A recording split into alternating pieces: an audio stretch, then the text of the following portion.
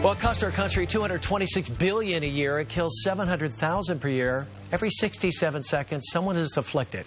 We're not talking about cancer either. It's Alzheimer's, a disease that has no cure, but they're working on it. Our next guest is the CEO of Alzheimer's Association of Northern California and Northern Nevada, and he's here to tell us how you can help today. Let's say hi to Bill Fisher. How are you? Hey, Frank. Good to be here. Good to have you here. I know you got a busy week. You're walking all over the country, all over the state of California. That's anyways, right. Down in Fresno here this week. And, yeah, and then San Francisco next weekend. Next week, yeah. I know.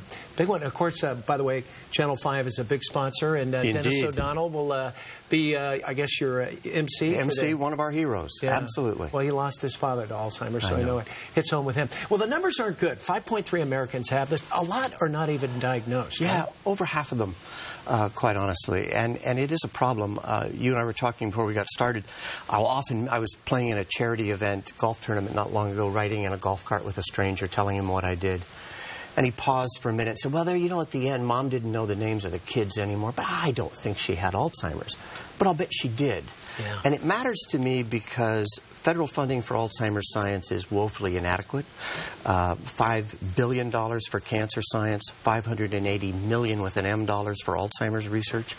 Don't begrudge cancer a nickel. It's been a great investment, but we've got to get a commensurate investment and approach to Alzheimer's science. Especially with the baby boomers joining that senior circuit now. Exactly. And do they have any idea why? I mean, is it environment? Is it Well, no. I mean, the two diet? principal, I like to quote a researcher we fund over at UC Berkeley, and Bill says, if you want to avoid Alzheimer's, choose your parents well and don't live too long. The principal risk factors for Alzheimer's are genetics and age. Yeah. And tell our viewers exactly, what is it? Dementia is different than Alzheimer's? Yeah, dementia, everyone with Alzheimer's will develop a dementia. Dementia is a problem with your short-term memory, problems processing information, but it describes a syndrome. It's not a disease. It's not an adequate diagnosis.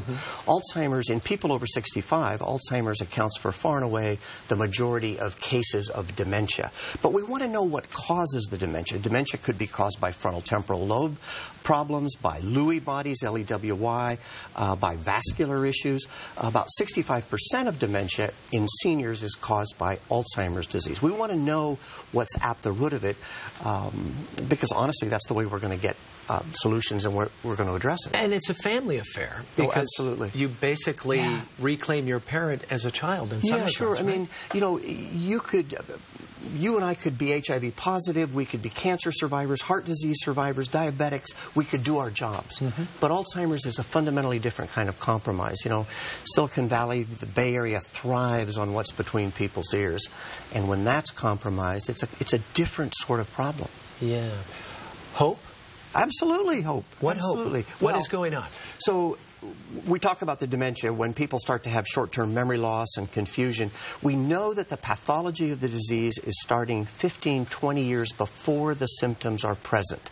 And we're getting very close to being able to see the pathology of Alzheimer's in you and I, in people who are living, doing, working, picking up their dry cleaning, doing apparently just fine. That'll change a couple of things. It'll change science because a lot of drugs that look good in phase 2 didn't pan out in phase 3 might have been effective if we could have mounted these trials with people before they were that sick. Gotcha. But you couldn't do it until the dementia was present. So that's going to back up the scientific pipeline so we can start to work on these things before they present the classic symptoms. It's also going to change advocacy, quite honestly. People are going to be involved in this because they're going to know their risk when they're still vital and not after their inside is compromised. Yeah, what did they say? Yeah. A pound of cure beats a... What is the saying? Pound of prevention. A pound of cure. Yeah. It's better than a cure, yeah. Well, let's talk about the walk, because that's wonderful. coming up. Yeah, you bet. I know 3 miles through San Francisco. You got over 2,000, and you'd love more, right? Oh, wait, we expect 4,000 people. We're going to raise over $1 million for the cause.